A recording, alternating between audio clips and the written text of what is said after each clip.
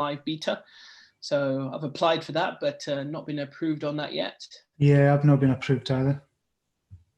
One of my friends has, he does use it, and it's quite, from that perspective, when you do have that, to be able to stream to all the platforms is, I think it's such a wonderful thing. So I've never seen this before, so I'm just watching it on live stream servers, right? Oh, hang on a minute, has it gone live? I think we've accidentally gone live on my page without or has it gone through? Has it stored the details? Let me just double check. I think we are live, Stephen. Hold on. It's kind of jumped the gun on me a little bit. Hey. Did I press a button there? Something has gone askew. Did I press a button or something? What happened? It's literally, normally it asks for the details, but it's gone live. So I think we're actually live on the Feel Inspired podcast. Stephen, welcome. Thank you very much. I'm so looking to share. I'm just tapping the details, but it's gone live. I'll just check if it's working on YouTube as well. No, it's not come up on your page. Has it not? Give it a minute. It's not on your personal profile. Let's have a look. Let me refresh through my YouTube as well. I think I am live. Oh, it says live there. One sec. It's actually on your page, I think, but not your personal profile. So video is live. All right. Okay. Let's see. It says you're live just now, but I can't see it. I am live on YouTube as well, and I'm live on my page. So, have you got a link and I can share that? Sorry about this, everybody, anybody watching. No worries. Yeah, no, absolutely. I can get this linked over to Stephen. Yeah, to everyone watching, do not worry. This is live, so occasionally this does happen. I'm used to things going wrong live on radio as well. So when you work live constantly, you're prepared for the worst at the best of times. So anyway, welcome everyone to the Feel Inspired podcast. My name is, of course, Amit Sodha. You should know me by now. But for anyone new listening in, welcome. Thank you for joining me. And for anyone who kind of wants to know who I am or where this Feel Inspired came from, for me, it was starting something that helped inspire people in the way that I've been inspired by reading, a particular book, listening to a podcast, seeing a particular quote, or hearing someone speak, and just them saying something or seeing something that has kind of sparked something inside of me that's kind of forced me to change my life, or kind of made me want to change my life. So this is where this Feel Inspired concept came from. I want to kind of recreate that feeling for people. I want to recreate that moment. So something you might hear by any of the experts like Stephen that I interview, who may trigger something in you that sparks a big change in your life. And I think that often it's the moments, it's those little things, just a passage you read, a few words you hear, or anything that will define that change in you. It could also be something happens in your own life that is a big moment of you changing something in your life as well. But let's see if I can actually create one. And on that note, I'd like to welcome an incredible guest. This gentleman is by the name of Steven Aitchison. And for anyone who hasn't come across him, he's a wonderful entrepreneur, but he's a writer and an online coach. Teacher, right? I think, did I use writer and online trainer. Yeah, online trainer, that's it, that's the word I was looking for. Stephen and I actually have a bit of history as well, because we go back, we kind of started blogging around a similar sort of time, back in sort of 2006-ish or something like that. You were a couple of months before me. That was it, yeah, absolutely. And then I reconnected with Stephen about 2014, and I just saw him post on his profile on Facebook that he'd reached like 500,000 followers on Facebook, and my eyes kind of went, ooh, God. I was like, how the hell did you do that, Stephen? And then lo and behold, Stephen had actually set up a course, and he helped people kind of hone their online social media marketing skills and kind of create a tribe and a following. And so I was one of the people who joined Stephen's course, and even to this day, actually, Stephen does still help people on that program, even though it's not an active program. He still helps all the legacy people who are part of that, and still helps them on their journey, which I think is incredible. And I think that's one thing about you, Stephen, that's always stood out, is that you're definitely someone who's never shy about helping anyone. And I think that's a big part of who you are. Thanks, man. But that's enough of me rambling. First off, I would love, for the next couple of minutes, Stephen, I'd love to hear from you kind of, who you are and kind of what's got you to the point that you are at today, sort of a synopsis of, you know, how you've got to where you are to be today. So like, I know my own personal journey that's led me to this moment, you know, my coaching and things like that. But what about you? Kind of what led you to this moment in your life?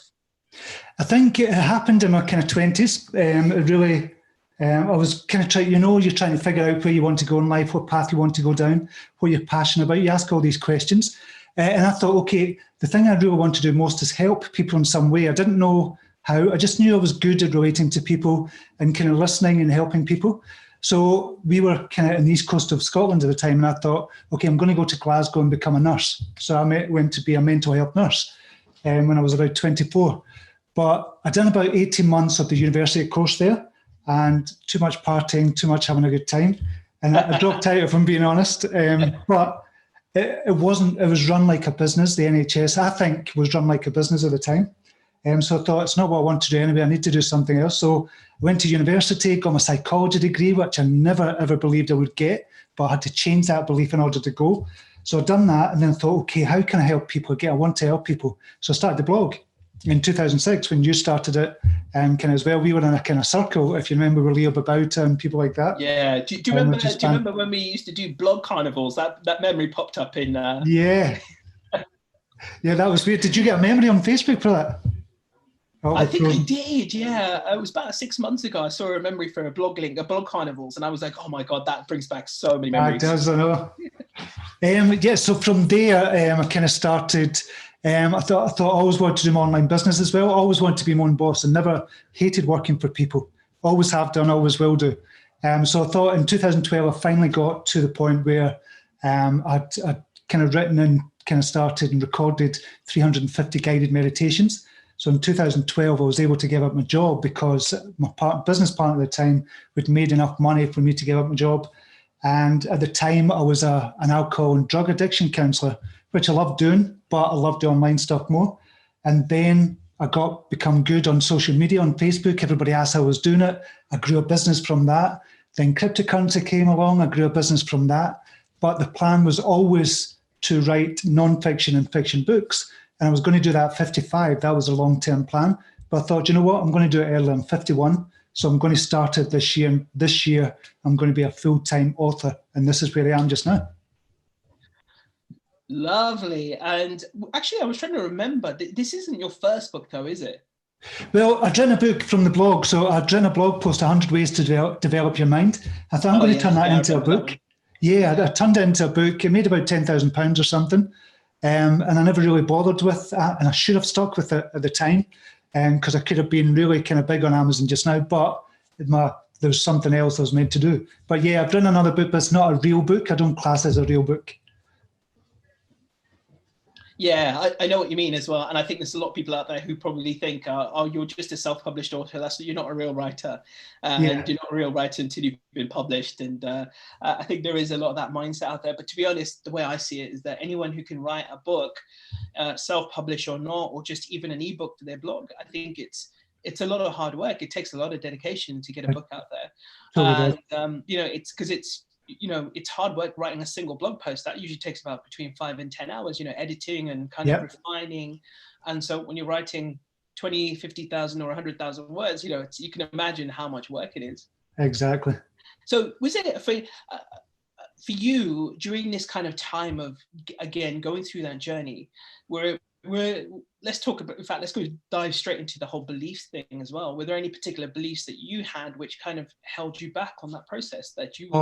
100%. The big, huge belief when I was younger, from primary school years, from 5 years old upwards, was the belief that I wasn't intelligent. That was thick. I know it's not PC, but that's the word we used at the time. I was thick. I just wasn't intelligent. And it's because when I was younger, I had something called glue ear, which means you're kind of slowly going deaf, but nobody kind of realised it at the time. And I couldn't understand what the teachers were saying because I couldn't hear them. So I naturally assumed I was thick. There was something wrong with me, and the teachers assumed there was something wrong with me as well. They thought I had a learning disability or something. But then my mum discovered that I had something wrong with my hearing. She took me to doctors. I got an operation. I had something called glue ear, put grommets in my ear. Got rid of that kind of the hearing problem, and then I became quite good at school again. But the belief stayed with me that I was thick, because I'd kind of internalized it over the space of 2-3 years. And it stayed with me right up until 16 years old, when I was walking home one sunny day from high school. I just passed a history exam. And I said, that's brilliant. I love history. And I got an A in history for my O grades.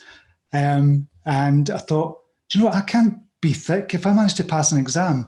And it got me thinking about all the other different areas that I was intelligent. I found evidence to believe I was intelligent. I loved reading. I loved writing. I was always writing poetry and kind of short stories. That's not the mark of somebody who's not intelligent. So in one day, I kind of turned that belief around. But the thing is, that belief affected my confidence, my social skills, and my friendships, the people I had round about me as well, because I didn't have the confidence to kind of go out and meet people and stuff like that. It affected every area of my life. When that changed, my whole life changed with that one belief. And then after that, I started going back to that incident and thought, God, there must be other beliefs that I've got. And that's when I really started work on them about 10, 15 years ago. And this is how the book came about. Wow, it's amazing, isn't it? I even to this day, I think, and I'm sure you would agree with me, that it's amazing how subtle beliefs can be, but how much of a huge impact they can have on us. Crazy. But going by your experience, how they're not fixed, they're not permanent, and they can be changed and they can be overwritten. That's the word I prefer to use. And so whatever beliefs you may be holding on to doesn't necessarily mean that is your ultimate, predetermined and fixed outcome, which I think is it's the challenge, isn't it? It's about this idea that because, as you put it, right, I'm thick, that is going to be ultimately the outcome of your life. You're not going to be able to do anything. Exactly. But look at you now, you're a self-employed entrepreneur who once thought he was thick. And I think that's incredible that you're at this stage now, considering that's how you began. Yeah, but I think the thing is with beliefs, Amit, is most people don't know what their beliefs are. If I was to say to you, Amit, what's your personal beliefs? Tell me all your personal beliefs that you hold about yourself. You'd kind of go, I don't really know. I've not really thought about it, apart from the obvious. But nobody really thinks about their beliefs. It's just they're in there and they're working away all the time, every single minute of every single day. They're working away on your mind, on your subconscious mind, on your conscious mind. But we don't know what they are. So we have to extrapolate those beliefs in order to fix them, to get rid of the limiting ones and kind of install new empowering beliefs, if you will. I say install, it's because I kind of liken the brain to computers, kind of like that, but it's not. So I say install new beliefs, as we'll talk about in the book. So once we figure out what beliefs are, that's half the battle. Yeah, absolutely. That is, in fact, like you said, right? Probably in some ways, it's even more than half the battle, isn't it? It's that awareness. Yeah. As soon as you know, or you become aware of it. But that's the trick, right? It's how do we? So, question to you then is, how do we start to become aware of beliefs, the real beliefs that are really kind of subtle in our minds that we almost don't detect? The thing is, so I've been trying. So over the last 6 months, when I was writing the book, I thought, how can you explain it in such a way? How do you do it? How do you kind of extrapolate those beliefs? And one brilliant way to do it is just to have a goal. So if you have a goal, okay, I want to be a DJ. I want to be a radio kind of DJ. Say for you, for example, when you're doing the kind of, you might not have had that belief that you could be a radio DJ. There must have been at one point, I thought, oh, there's no way I could do that. Did you have that at one point? I don't know if you did or not, Amit. Oh God, no! I remember in the beginning, I thought to myself as well that, could I really do this? Is it really in me to be a radio presenter? And obviously, when I think about where I'm in now compared to when I started, it's like universe of difference. But at that beginning stage, I thought, oh, this is impossible for me. Yeah, so that's the thing. When you do stand-up comedy as well, you've done that as well. Yeah. There must have been at the stage before, oh, there's no way I could do that. But you find out a goal that you have and say, okay, I want to be a stand-up comedian, for example. And then you say, your mind automatically comes back and says, you can't do that. You're not confident enough. You're not funny. You're not tall enough. You're not skinny enough. So all these beliefs come up from that one goal. So if you look at just pick one goal that you have. Say you want to be a manager at your work. That's one of your goals. You're going to get your mind, subconscious mind will come up and say, no, you can't do it for this reason, for this reason, for that reason. That's your beliefs coming out. If you do that for one goal, you then do it for another goal and another goal and another goal. Pretty soon, you kind of found all your limiting beliefs. And then you start to work on them. That's when the magic happens, because you can start to kind of remold those beliefs and start to really work on yourself.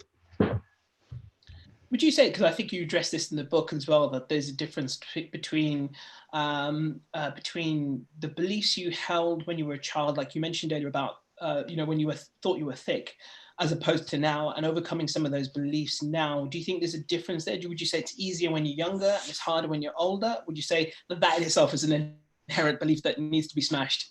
Well, it's going to be when most of your beliefs, believe it or not, most of your beliefs are formed by the age of 7 years old about yourself, your personal beliefs. I might think, well, that's not true, that can't be right, but it is. And there's a specific reason for that. It's brainwave patterns. So up until about the age of 7 years old, we're in what's called a theta, an alpha theta brainwave pattern. And that's where we're kind of in a relaxed state of mind. Our mind is in a relaxed state of mind, and we take things in much easier. We learn much more. This is why if you give a kid an iPad, a 3-year-old an iPad, they can work it straight away. And you're going, holy shit, how did they do that? But it's because they're sponges. So after 7 years old, we go into an alpha beta state of mind. So right now, anybody watching this, we're in a beta state of mind.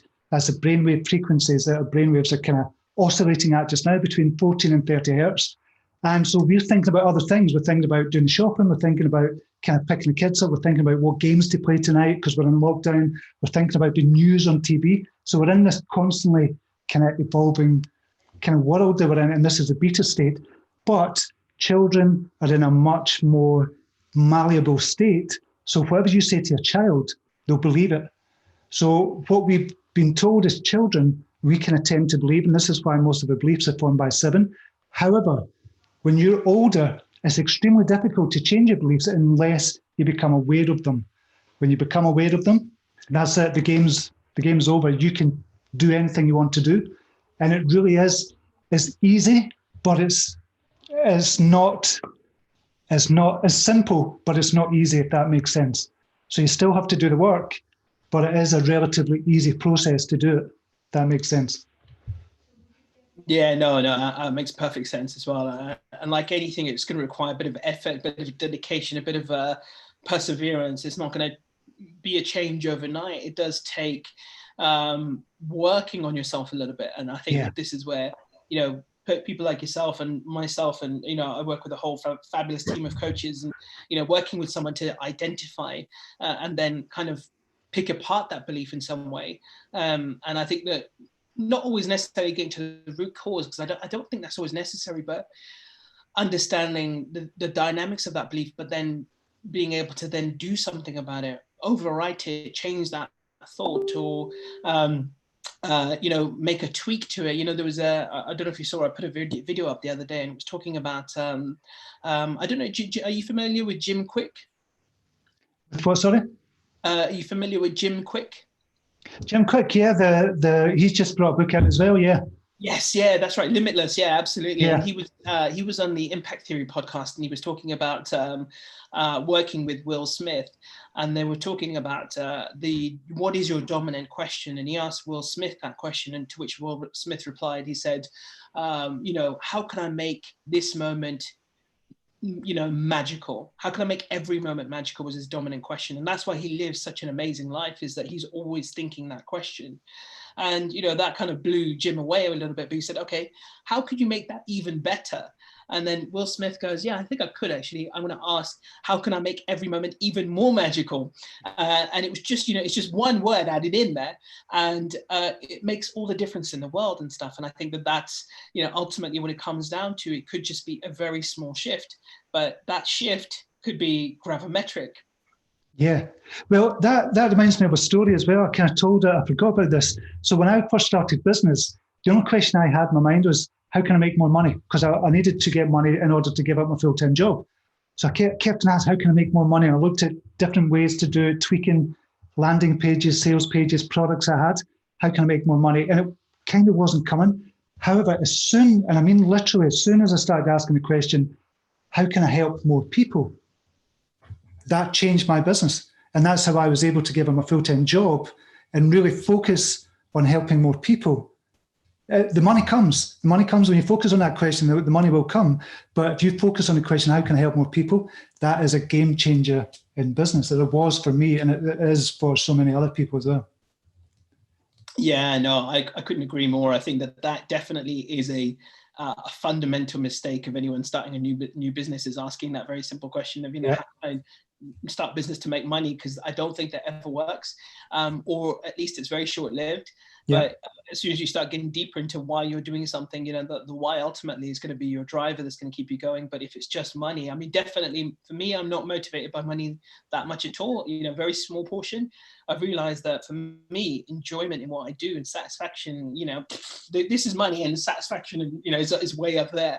Yeah. I couldn't agree with you more. So let's talk a little bit about your book, Steven. So it's out now, by the way, isn't it? People can get a copy. It's out just now. You can get the paperback version just now. You can pre-order the Kindle version, which will come out tomorrow. You'll probably get in a couple of hours' time. So it is essentially out just now, yeah. Fantastic. So talk us a little bit about what some of the things you cover in the book and stuff, because I think you talk about 7 principles, right?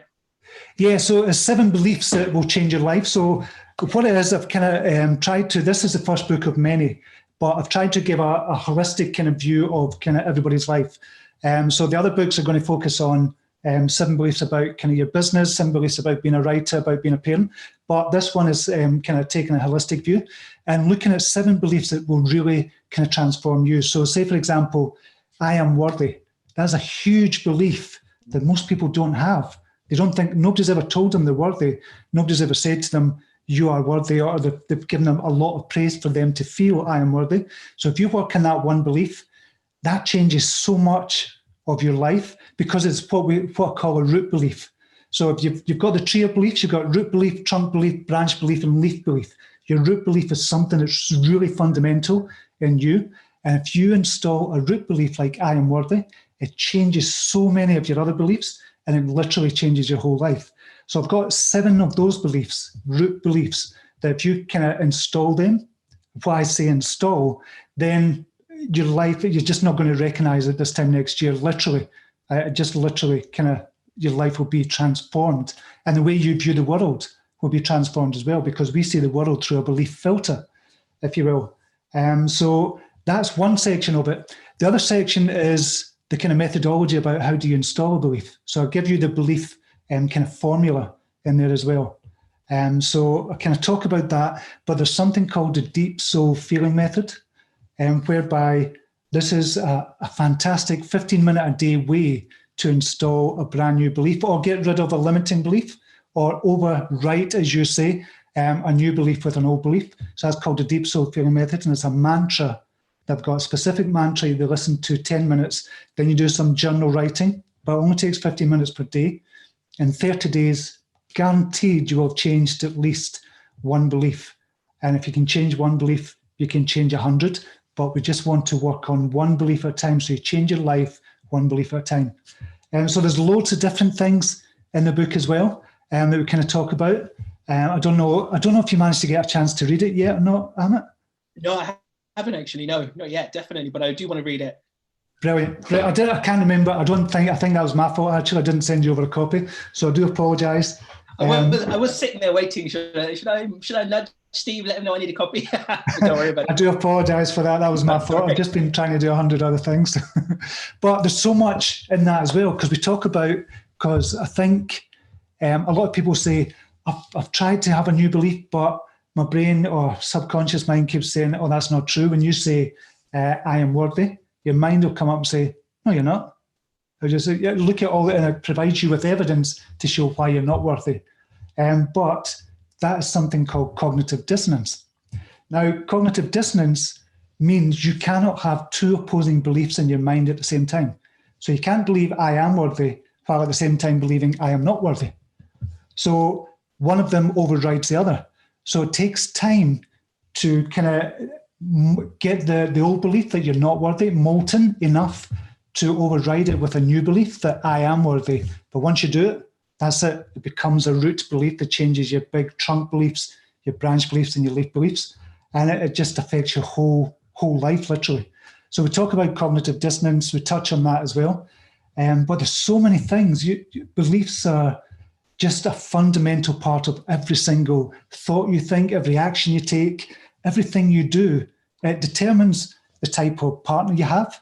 the type of house you have, the type of car, the type of job, your friends, that's all to do with your beliefs. If you had different beliefs, you wouldn't have the same friends, you wouldn't have the same house. So that's how fundamental this is. And that's why I'm just so passionate about talking about beliefs, because nobody really kind of thinks about it if you think about it. Yeah. Absolutely, Stephen. You know, it's funny that you might have seen a little smile come up when you talked about the I am worthy, because one of the first things I coach people on when it comes to dating is becoming like, you know, that transforming that belief that I am worthy, because it manifests so many different ways in terms of our relationships and dating as well, where people, you know, in a very gross way, it's thinking about people who, oh, this individual is out of my league, but also I'm not worthy of love. And so literally one of the first things I do is when I work with people is the I am worthy. And so I get them to do this exercise in front of the mirror, and I kind of, you know, get them, if anyone watching this, if you're listening to the podcast, you'll have to go and watch the live, but you know, I get them to look in the mirror and say, God damn, I'm sexy. You know, really like, you know, flip the script they've been saying in their head, because it's so, you know, one thing I say to people is that the reason you're single is because you have a belief that you are not worthy of meeting someone. And as soon, you know, and that I'm telling you, and I really, I've hit that point home so hard to some people. It's because and the reason I know that, because it's exactly what I believed up until 2008. I had such a firm belief that no one loved me because of my weight, because of my looks, because my hair wasn't thick enough, because I didn't have a six pack, because, you know, I had a baby face, and I had all these odd beliefs. But, you know, you hit the nail on the head, right? That is like the fundamental thing, that you are worthy. That's incredible. I love that. Yeah. And just that one belief alone, and you'll know with your clients as well, that one belief, it literally changes a whole life. But imagine having 7 beliefs and kind of looking at that. One of the other beliefs on it as well is I am 100% responsible for what happens in my life. That's another huge belief. When you change that and you take ownership of everything that happens in your life, and not external to you, not up to your parents or your kids, but in your life, everything that happens to you is 100% your responsibility. So when you take ownership of that, you stop giving your power away to other people. So when you blame other people, what you're doing is you're giving your power away. That's what you're doing. So when you stop doing that and take responsibility, again, it's a huge kind of chunk of energy that's going into your power. And that changes your life beyond measure as well. Because you then... Sorry, please finish. Sorry, my bad. I'm just saying, because you then, you look at the world differently, and you look at the things you're doing differently as well, because you know you're responsible, and the kind of buck stops with you. And when you do that, you start to do things differently as well. Do you find that that point is one of the ones that faces the biggest resistance? That the responsibility? So when I've been kind of coaching people as well, when they're kind of talking about it, I try and always get them to see at what point they have a part to play in whatever has happened to them. Because we all do the blame thing. We all say, oh, it's not my fault, it's because of this. My business is not working because of COVID-19 and stuff like that. At what point we have to kind of look at it and say, okay, what part of this do I take responsibility for? And when you look at it, there's always you taking responsibility for something. So then there is a huge resistance to that, because we don't like to say, well, it's not about blaming. It's not to say this is my fault. You just say, I'm taking the power and I'm going to do something different to make this work. So it's not blame culture. It's not about say, oh no, it's my fault, I shouldn't have done that, it's terrible. It's not about that. It's just saying, this is to do with me, buck stops here, I'm going to change this. So it's to empower you, and by stop giving your power away to other people. Beautiful. Right, we'll just take a segue moment as well, just to say hello to a few people. Barbara was there earlier, Burabi was there.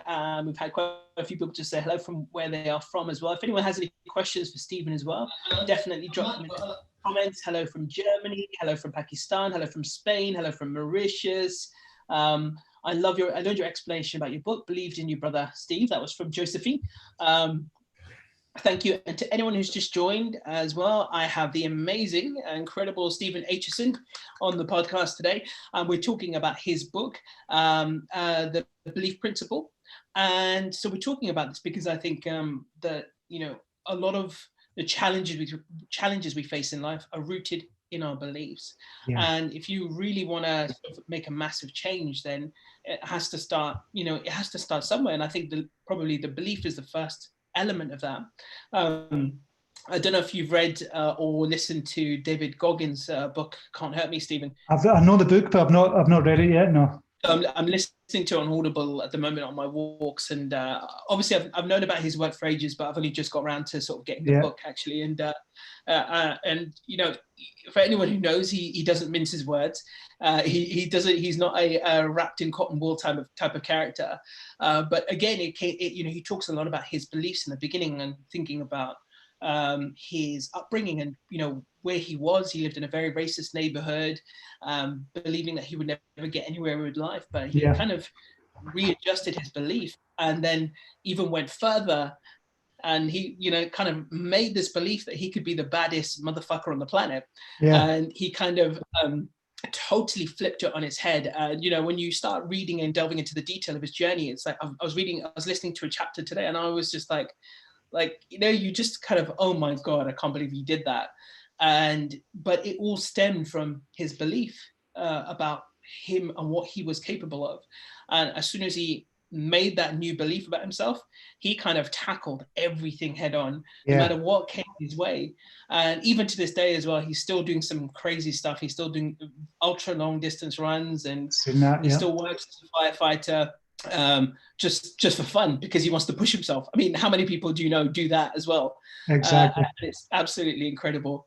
So yes, going back to the subject, Stephen, as well, talk us through some of the other kind of belief principles you talk about in the book as well. We talk about in the book, one of the big things is your belief filter. So all your beliefs, if you imagine, so your reality is totally different from my reality. And my reality is totally different from the other 7.7 billion people in the world's reality. We all have a different reality.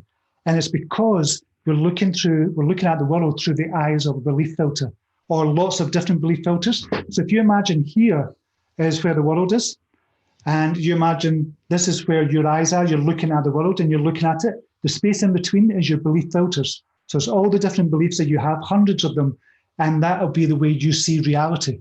Now, when you change your beliefs, you see the world differently. And I don't mean figuratively. I mean, literally, the world changes when you change your belief. So we talk about that. That's a big kind of part of it, because you're not the same person you are when you were 10 years old, because your beliefs have changed as well. And because you've become more confident, you've done stand-up comedy, you're a radio DJ, you're talking all the time, you're on video, you feel really comfortable. You weren't like that before. So that's because your beliefs have changed. And now you see the world differently as well. The world becomes probably better for you. It depends on what beliefs you've installed, but it probably looks better for you. But if you imagine somebody who's watching the news every day, listening to the news, and they're hearing all these bad things, people, murderers, rapists, pedophiles, all that kind of bad stuff that goes on, we know the news is skewed disproportionately towards the bad news because bad news sells. But if somebody listening to that goes into the mind. It's so bad for you. It's unbelievable. That goes into your mind and you start to believe the world is a bad place. And this is where people say, oh, I'd never bring a kid up in this kind of world. That's bullshit. The news reports on a tiny percentage of the world's population who are bad, who are murderers, who are rapists. But people start to believe what they see on the news because that's all the news is reporting. So if you have somebody like that and they change your belief from the world is a bad place, you can see how they view the world. It's really a dodgy place. But they change their belief and say, actually, the world is a really good place. It's just a small percentage of people that are bad in it. So you can see their belief filters have been taken away and you see the world literally in a different way. So that's a big thing to kind of change in your life as well. Do you know, Stephen, that reminds me as well of a story I do tell people about a lot, which was that back in sort of 2017, 16, 17, I was commuting to a place on the other side of London. So I was kind of driving there and back about 60 miles each way. So about 120 mile round trip every day. Wow. And during that time, I decided that I wanted to kind of educate my mind a little. And so I thought, let me start listening to talk radio instead and see, just to kind of educate myself a little. And at that point, I thought to myself as well, I'd love to be a talk radio host. But that's definitely changed a little bit now.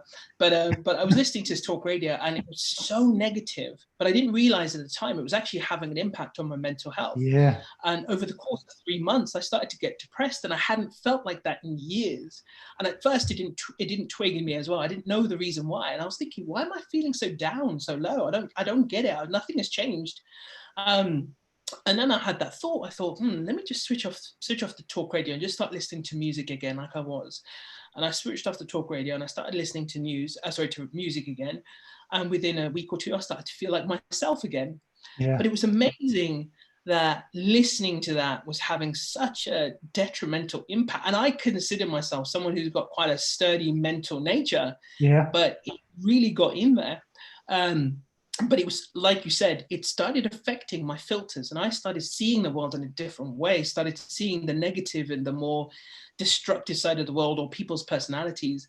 And that started having an impact. And I think, like you said, right, the filters and stuff, again, just so fundamental. And, taking charge of those filters and, being responsible for those filters as well, ultimately is going to have a massive impact on us. Well, that's the other thing I talk about as well, Amit, because your beliefs and what the media are doing, I'm not saying they're doing on purpose, because that'll be conspiracy theories and all that, but what the media are doing, they're bringing down the level of our kind of consciousness and our energy as well. So your beliefs have energy. Your beliefs oscillate different frequencies, all your different beliefs, and we're going into kind of a different kind of realm here, but if you imagine you've got the belief that I am worthy. Imagine the energy that gives you, even saying that, I am worthy. And you look in the mirror and say, I am worthy. And the energy that gives you, you can feel the energy straight away. But if you say, I'm useless, I'm a useless piece of shit, do you feel that? That's a different energy altogether. So your beliefs have energy. And if you're listening to the news, it brings down your consciousness, brings down the level of your energy. And that's why people get depressed. I'm not saying everybody who's depressed has been listening to news too much, but that's why a lot of people get depressed listening to news. If you have a news fast for 30 days, huge difference in your life, because the level of your energy has been raised, the level of your consciousness has been raised. And so that's why it's important to work and kind of be careful of the input that's going into your brain. And listening to the news all the time is just not a good thing. And a lot of people, there's a lot of opposition to this, and I don't understand why. A lot of people say, but I won't know what's going on in the world, and this is going to be terrible. I need to know what's going on. No, you don't. 99.9% of the things that go on in the world does not directly affect you. And what you're going to hear, the news, you're going to hear it from friends, and it's going to be a very digested view of the news. It's not going to be the depressing stuff. It's just going to be a digested view of the news, so you'll still get to know it from your friends. So I would say that's one of the big things you could do in your life, is have a news fast, because it affects your energy and it affects your kind of consciousness, your level of your consciousness as well. Yeah, 100%. I think that's so fundamental. And this is, I made that shift. I think it was sort of at the start of last year, 2019, when I started waking up early and going to the gym. Actually, another product you had was how to be an early riser, right, Steve? That's right, yeah. You'd be proud of me. I wake up at 5 every day now. Excellent, glad to hear it. And when I'm at the gym as well, obviously at home at the moment or on my walks, it's always about listening to podcasts or videos on YouTube or motivational stuff. Sometimes I'm not even always paying attention to it, but I'd rather something good be going in there than something not so good, because even if a bit of it trickles in, it's gonna be something a bit that's gonna hopefully help me ultimately. Sometimes I do listen to David Goggins as well when I'm at the gym as well. I kind of think of myself, I'm Goggins 2.0. Yeah, I can do this. I got this, motherfucker. Excellent. But even something like that, right? And have you kind of ever come across anyone who's kind of, and maybe you're one of these people, Steve, as well. Have you ever had an experience where you've had an overnight shift in beliefs? And what would you put that down to? Right, so yes, funny you should say that. So when I was sick, the story I told about being 16 years old, so I call that an epiphany belief change. So there's different types of belief changes you have. Most of the time it's a gradual kind of belief change. You can change it over 30 days or something. It's a gradual thing. But occasionally we have an epiphany belief change. We suddenly realize something, and your whole set of beliefs kind of start tumbling. It's a domino effect, start tumbling down. So when I said to myself, actually, do you know what? I am intelligent.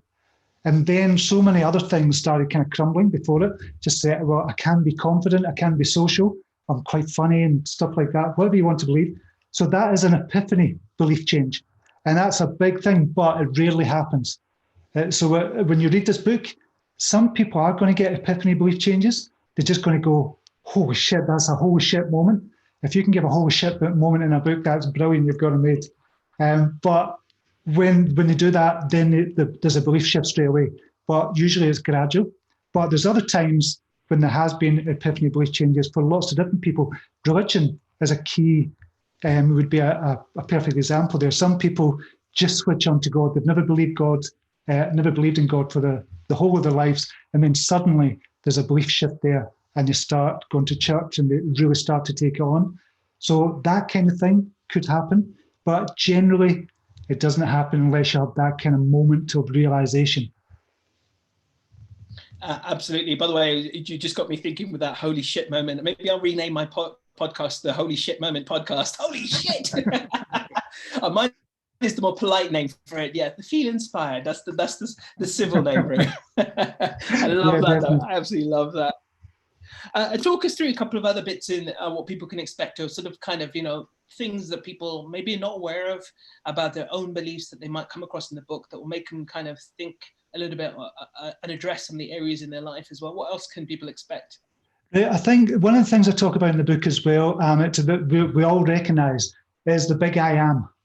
So it's these statements that and it drives every single thing we do again. So a lot of the time when I say to you, okay, what is 8 times 17? So a lot of people, if I ask that question, just say, oh, I don't know that, I'm no good at maths. I'm no good at arithmetic. I'm no good at that. Or they get a calculator out. But they just automatically say in their mind, because they've put it so much into their subconscious mind, I'm no good at maths. They've told themselves, they've affirmed that all their life. So the subconscious mind just shuts down and just go, I'm not even attempting to do 8 times 17 because it's shut down. And you've told yourself that many times, I am no good at maths, or I am no good at arithmetic, that your subconscious mind kind of shuts down to even the possibility of doing anything related to maths at all. So that's where a lot of our beliefs come from. So we're affirming to ourselves every single day of our lives, subconsciously, unconsciously, that we are and we aren't good or bad at something. I am too fat. I am too ugly. I am too skinny. I am not good looking enough. I am not intelligent enough.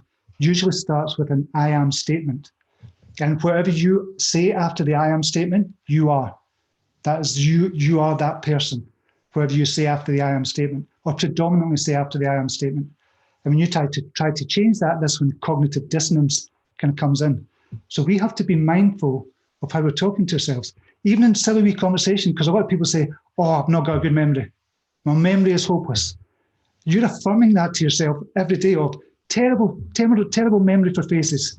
Can't remember your name at all. And they're just affirming that to themselves. So that's a deep held belief now, because they've told themselves for years. If you start to look at that and listen to yourself talk, then you'll start to pick up on the things you're putting into your mind to say, I'm no good at something. But those little statements that say you're no good at something, they affect a lot of other little different beliefs. So it's imperative that you listen to the small talk going into your brain as well. We all know about these little statements. A lot of people will can laugh and say, actually, I say that as well. Do you know what I mean? So that's one of the things, the big I am. We have to kind of really pay attention to that. And affirmations as well. Affirmations are huge. A lot of people don't believe in affirmations because they're using it wrongly. Affirmations are a way to get you to take action. So I've got affirmations in the book, and I've got mantra in the book as well, and I'll tell you about that in a second. But affirmations are a way to get you to take action. So if you're looking to be good at something, I am getting better at maths. Instead of saying I'm not good at maths, you just say I'm getting better at maths, or I'm getting better at tech, or because a lot of people say, oh, I'm not good with computers, I'm just not going to do it. I am getting better with computers. And your mind automatically opens up and it starts to look for opportunities to kind of get you better at tech, at maths and stuff like that as well. So it opens up automatically. So we have to be careful of that as well, and start using affirmations, because we're using it every day. And this is another big kind of statistic that I don't know how much, I don't know the exact kind of statistic, but about 70% of the thoughts we had today are the same as yesterday, same as the day before yesterday, same as last week, same as last year, 70%. Why not use the 70% of that time to input new thoughts, new I am statements, new affirmations, new beliefs, and start to get your mind working for you instead of just staying inside your comfort zone where you are just now. Yeah, wow, that's the first time I've come across that as well. That's interesting. While you were talking there as well, got me thinking about a couple of things, which is the whole I am thing. I know Deepak Chopra talks a lot about that as well. And I made a video about that as well. You know, it is kind of like the two most powerful words in the English language. That, you know, whatever receives those words ultimately, and we don't realize how repetitive we become with those words. I will confess right now, I am guilty as hell as saying I'm terrible with names, John, but yeah, like I've been doing that for years. And then I was listening to Jim Quick, and you know, it was a good reminder. And I thought to myself, yeah, you know what, I'm completely bullshitting myself. It's got nothing to do with that. I know I've been telling myself that I'm not good with names, but actually I was good with names in certain circumstances and others not. And I had to realize that actually, you know, with the ones I remembered, I was making more of an effort unconsciously or whatever, as opposed to the ones I didn't remember. And that was the truth of it. I was buying into my own bullshit lie, but that was the truth. And you know, we have dominion over that. We can change that, absolutely. And the other thing relating to that as well that Jim Quick mentions as well is a famous quote by him that goes that, you know, our brain is a supercomputer and the self-talk is the program that's running in the background. Exactly. And holy shit, 70% of thoughts are the same as last year or whatever. That's incredible. Do you know, I've never come across that before. That's insane. If that's true, that's insane. But even if you think about it as that, because we can't track that, it's going to be different for everybody, obviously. But even if you think only 30% of your thoughts are the same as this time last year, or same as yesterday or the day before that as well, it's just a repetition. It's just on a loop. That's what I thought. They're just on a loop, saying the same things over and over again. Do you know when you get a song in your head and it just keeps on, it just cannot go out? You just keep singing it. You go, oh, I can't get a song in my head. That's what your brain's like. It's just telling yourself things over and over and over and over again. But if we can consciously kind of make an effort to kind of gate what's going into our minds, then it's really a life changer as well. Yeah. Did you, when you were writing this book as well, did you have any epiphany, holy shit moments as well while you were doing this book that made you shift any particular belief? There was a weird thing happened when I was writing the book. I was writing the book and I thought, okay, I need some kind of an exercise, because this book, I consciously said to make this a movement. I want the belief principle to be a movement where people kind of tell other people about the book and they say, okay, have you done the belief principle? I just want to make it a verb. You need to kind of use belief principle and belief principle it. To do that, there had to be an exercise in the book. There had to be a kind of a journal kind of process as well, whereby you're not just reading the book and go, oh, that's brilliant information. You've got to take action. So I needed people to take action. And the first kind of action to take is join a Facebook group or a Telegram group. So that's action. You're taking action straight away. But there's also something that you have to do every day. If you want to create a movement of some kind, get somebody or get people to do something every single day, so they're going to change over a period of time. So I was trying to think, okay, what exercise could I do? And I thought, okay, we could have a mantra or something to repeat, an affirmation or something.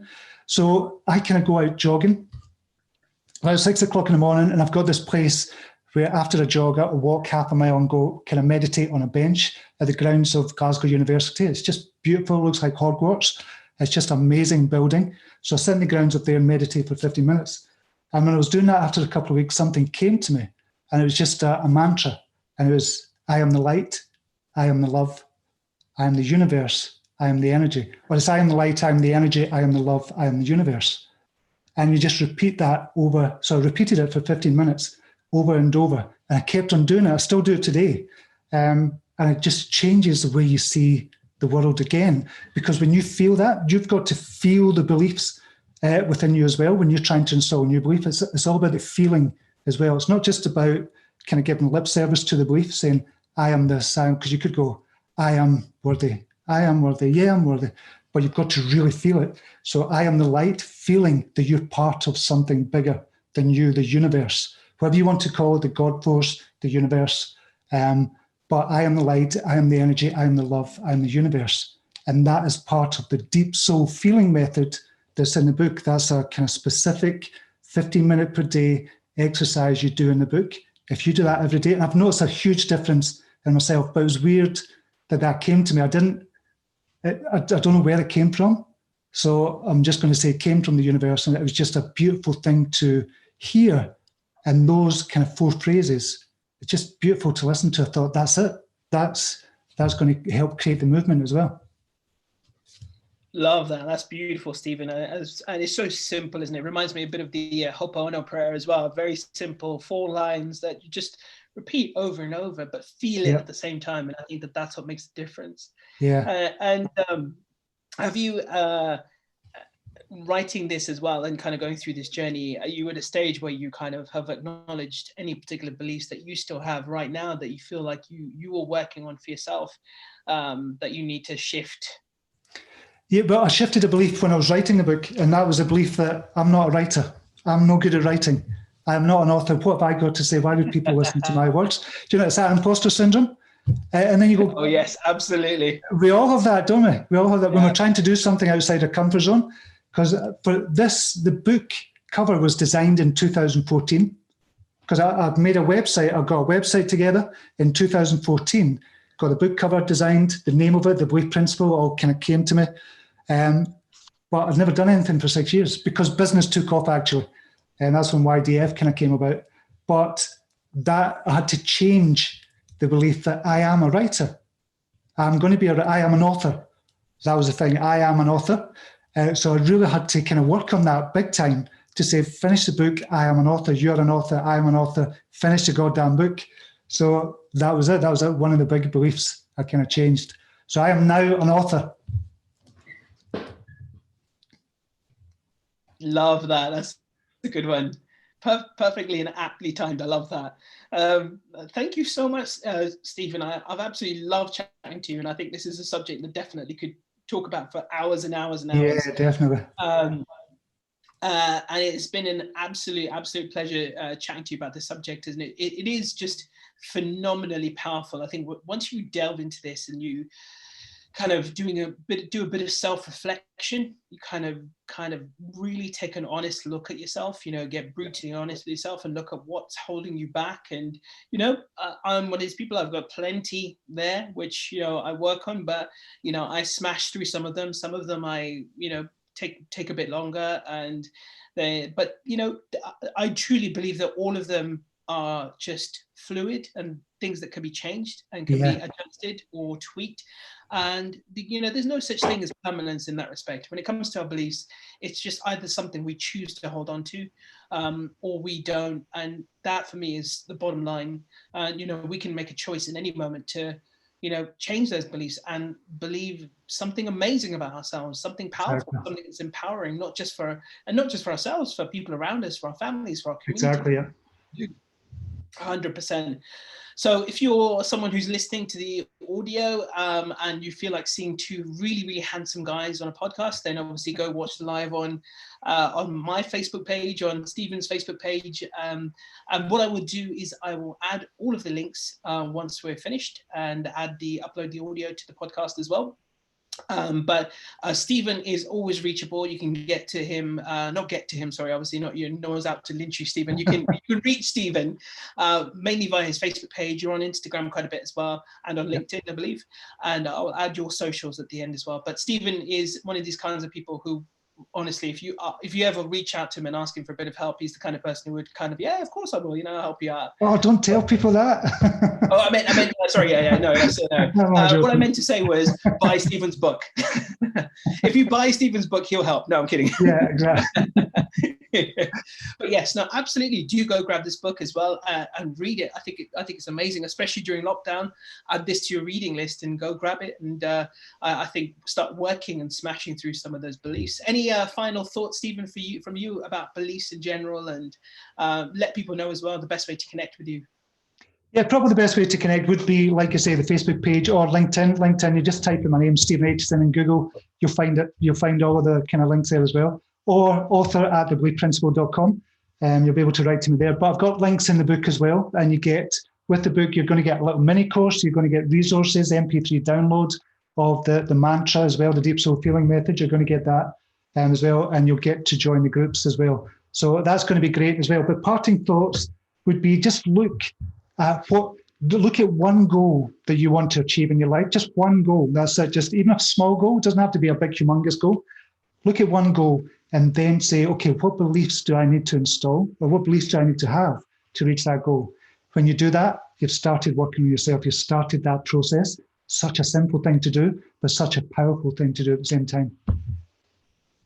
Beautiful. I love that. Just that starting point. And you know what? Starting is half the battle. So exactly. Probably more than the battle, half the battle. Yeah. And honestly, thank you so much, Stephen. It's lovely connecting with you. I think the last time we saw each other properly face to face was back in, was it 2016? 2016, when you were doing the compare for London. That's right. And I had, do you remember as well? I had a car accident the night before as well. That's right. That's right. But that was a brilliant day as well. Brilliant day. Brilliant. It was really good. Yeah, absolutely. So once again, thank you so much, Stephen. To everyone listening, to everyone watching out there, Stephen is available on social media, but definitely go buy his book. It's available on Kindle. I think there's a Kindle version and there's a paperback version, correct? Paperback version as well, yeah. And it was trending as #1 recently as well, right? Yeah, in 2 categories, Zen Buddhism, for some reason, I don't know why, and popular psychology as well. So lovely. Bravo. Well done, Stephen. Listen, thank you very much, Amit. I really, really appreciate you having me on your show, mate. No, thank you, mate. And it's been an absolute pleasure. Listen, good luck with the book. And of course, there's going to be more in the future. So no doubt you and I will be having another conversation when the next book comes out. Excellent. Thanks again, Amit. Really, real pleasure, mate. God bless as well. And love to the family and all your community as well. You too as well, buddy. Take care. Bye. Cheers. Bye now.